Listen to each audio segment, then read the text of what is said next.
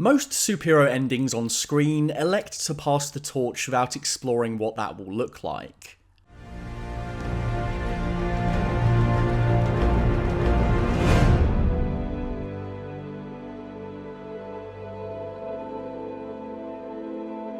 The Falcon and the Winter Soldier has instead acted as a sequel to the Steve Rogers era, whilst also being its own beast. Where it counts, the show gets it right. I really enjoyed the series, and Sam Wilson's arc from Falcon to Captain was exactly what it needed to be. If you want to hear more of my positive thoughts, try this video, or this video. However, there was one thing about the show that struck me as really inconsistent, and it's especially glaring when thinking about the context of the previous movies. The action in the show started off strong, and across the board the same level of top-notch choreography and stunt work was present. But I think the framing and editing of a lot of these sequences robbed them of their impact and the finesse we've grown accustomed to. I know this was a 6-hour show as opposed to a 2-hour movie, but Marvel kept touting this and WandaVision as movie quality. We were told to expect the same standard. And with that in mind, I think unfortunately much of the combat in the Falcon and the Winter Soldier is lacking. It's worth pointing out that as ever, the Falcon action in the air was consistently pretty good. In fact, even in the hand-to-hand space, there's definitely some good stuff to be found. It's more that as an overall package, the action doesn't really satisfy. It's less a problem with the stunts and choreography, and more how those stunts are captured and cut. Subtle. Got it. So first let's get the good stuff out of the way. The very first action sequence of the series is a banger from start to finish. This action scene has some spectacular effects that meld well with the practical fights, as Sam goes from zipping across the skies to landing in enemy territory. What's up? Because the sequence keeps flip-flopping between the two, it feels really well paced. As soon as one beat goes on too long, whoops, we're suddenly on to the next thing, and every individual beat is really fun. Sam spying on the plane, Sam infiltrating the plane and taking on the goons, Sam v Batroc, yes please, Falcon chasing these squirrel fucks, and then there's a great ticking clock to finish off as Sam has to save the general before the villains go over the border. Muy bueno. It reminds me a bit of that convoy mission from Uncharted 2, you know, where you're hopping from one car to the next. Very frenetic, very fun.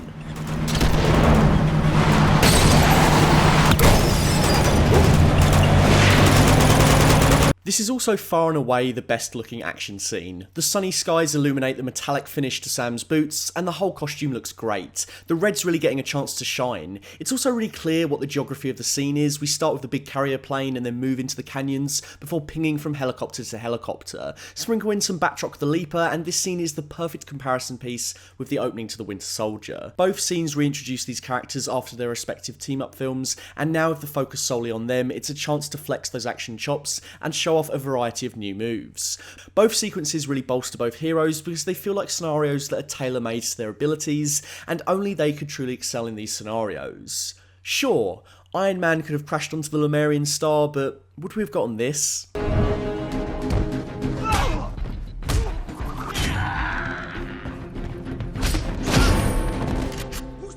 Equally, seeing Falcon utilise a combination of his wings, jetpack bombs and whipcords to batter his opponents was dynamic and finally gave Mackie some real hands-on action. None of the action in the plane is over-edited. Take this moment. It's broken up into 3 shots: the disarm, the slide, the hit. It's clean and simple and easy to understand. This will be important later. I've enjoyed how much Falcon has gotten stuck in the previous movies. People seem to forget he did things like this, and this, and this. But in terms of raw hand-to-hand fight scenes, the Falcon doesn't get an awful lot to do. Here, he's air support and then some. Also, icy waters and blues against bright skies and burnt orange canyons. Perfection. And hey, the Uncharted scene has its own desert counterpart too. Episode 4, The Whole World Is Watching, is a really good example of how good writing can carry a less than stellar collection of action scenes. Now don't get me wrong, none of this is particularly bad per se, it's just When compared to the MCU movies, and the opening sequence in Tunisia, these fights are just not as easy to follow, nor are they as exciting or impactful. They're often cutting way too much between different angles and characters, and it's hard to ascertain a sense of speed or power. Let's go back to watching Sam kick ass in the opening episode.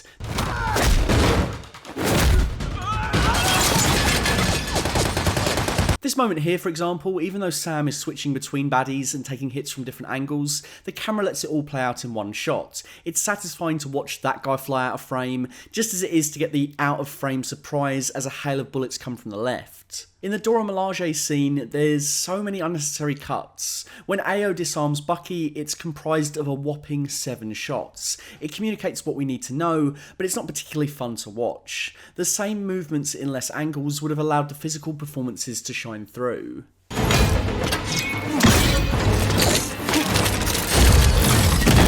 There's some satisfying hits, and as ever, the Dora Milaje are entertaining with their distinctive spear-based agile form of fighting. There's definitely some well-composed shots in isolation, and I reckon you could make a great montage out of these fights. Damn right. But as one continuous scene meant to be as clear and communicative as possible to the audience, this scene falls flat. The only reason it works for me is because of what comes after. They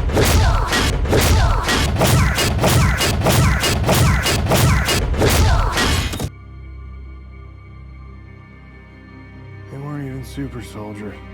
John Walker is a massive dick who swaggers around thinking he can take anyone, and when he gets exactly what he deserves and has an ego death on the floor in front of his best friend Lamar, what happens?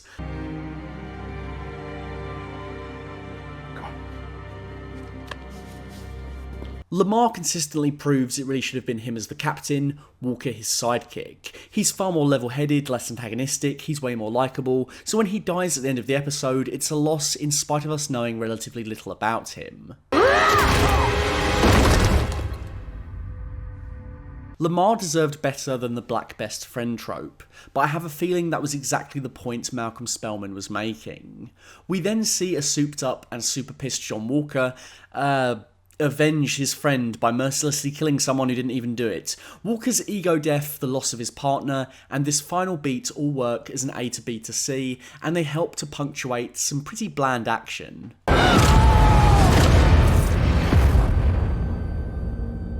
Episode 5 was set to feature the big showdown between Captain America, the Falcon, and the Winter Soldier. At that point, the series had been a mixed bag in terms of action, but the last time the series had banked on a small interpersonal fight between 3 characters, it struck gold. You don't want to do this. Yeah, we do.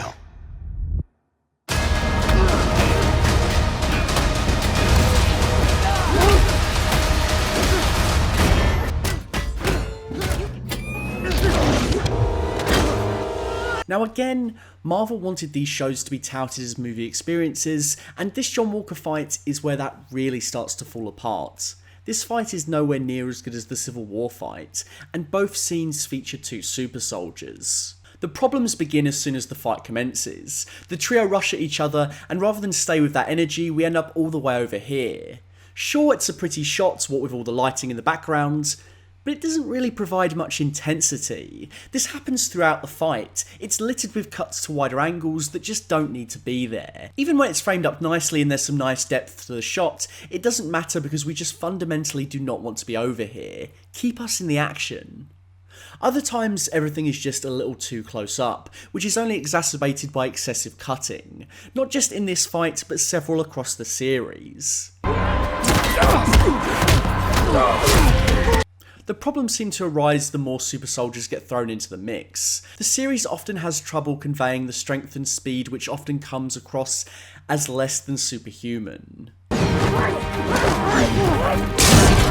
Even in the finale, Walker vs. Carly feels barely any more powerful than Sam vs. Batroc, so when Sam finally takes on Carly, it doesn't really feel like a step up.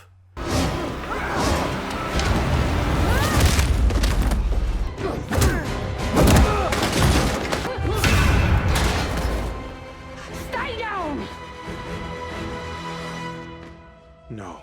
Oh, and Everything Bucky does in the finale is cut to shit. How many shots should it take for Bucky to swing a beam into a flag smasher? Ideally 1, maybe 2 if we're counting the impact. This stuff is just seriously overdone and at worst confusing.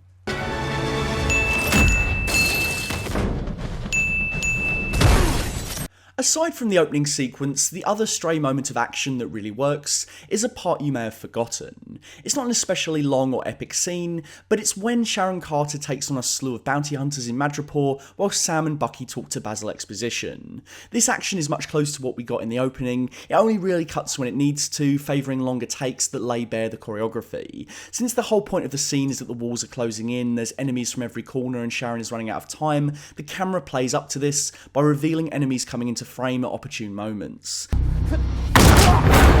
There's also this fantastic beat. The way the camera shifts left as the goon sends a knee to the right makes it feel like it's not only speedy but sly, a knee coming out of nowhere that Sharon dodges just in time. There's power and danger to these camera movements. Often when there is a cut into a closer angle, it's a perfectly timed switch to emphasise the power of the hit, like when we go from an aerial shot to this low angle.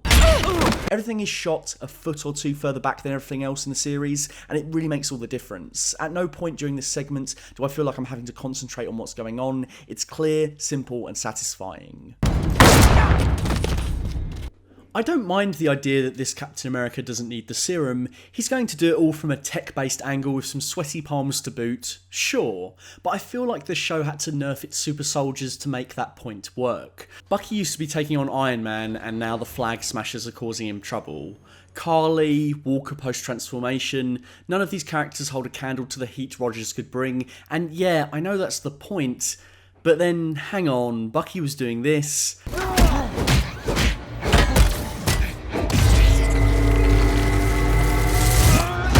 And Cap was taking on jets. We've definitely taken a step back in terms of the series depictions of super soldiers. It doesn't really mesh too well with what we've previously seen, and the choppy editing stifles a lot of the power. Toss in the fact your finale flip-flops between a handful of locations supposed to evoke New York, and your 6-hour movie really starts to feel TV.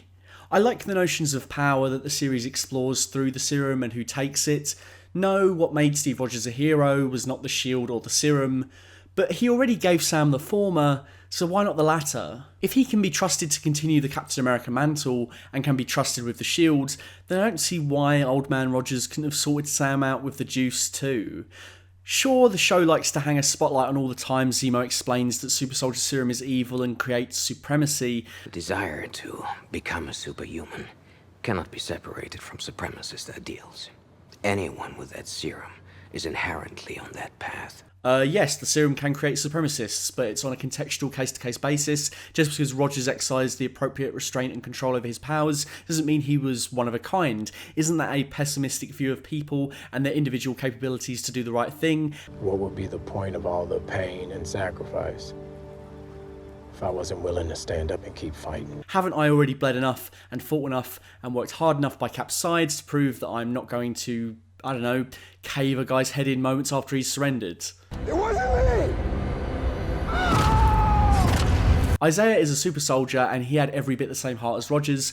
Isaiah proves Rogers isn't one of a kind, but then by the end of the series we still have Mackie with no juice. What gives? I can see the argument that the serum is scorched earth, that it has brought too much pain to people and has caused nothing besides tragedy, but I don't feel like you can disavow the serum, yet give the shield a free pass. I mean, even taking out all the Isaiah connections, it was very recently used as a murder weapon. If we can cheer for Sam tossing the frisbee about 2 episodes later, then I think the serum is fine and he should take it. If he doesn't end up with any serum, that's okay, but he needs to have a bit more oomph. I'm very glad you won that fight, Matt, but I'm not impressed by your performance. I don't mind the concept of Sam using his rockets to give him that extra edge, but it needs to be less like this. And more like this. Half the time it just feels like an effect they added in post to bolster the moment, rather than a premeditated decision. Yeah, this really looks like Sam jetted into Carly and Mackie didn't just run over to her with the regular amount of speed and power. The boot glove sequence in Iron Man 3 is also probably a good example of how to use a little extra thrust to give the scene that kick.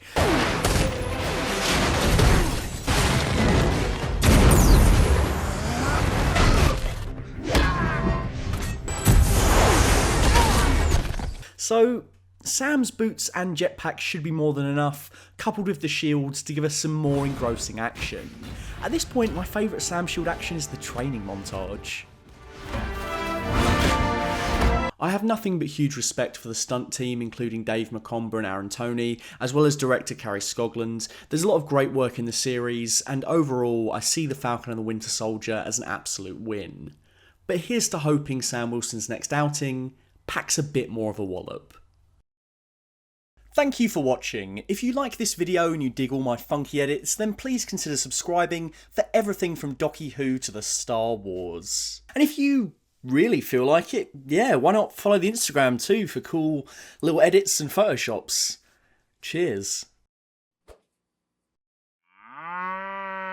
Hi guys, Matt here. Thank you for watching another full fat video. Don't forget to click that subscribe button and hit the bell so you know when a new video drops. If you'd like to get in touch with me, why not follow me on Twitter at fullfatvideos or on Instagram at full_fat_videos. A big personal thank you to our full fat tier patrons, Dr. Chike, Jax Merrick and Cyrus Solker. Your ongoing support keeps the lights on. Until next time, keep it full fat.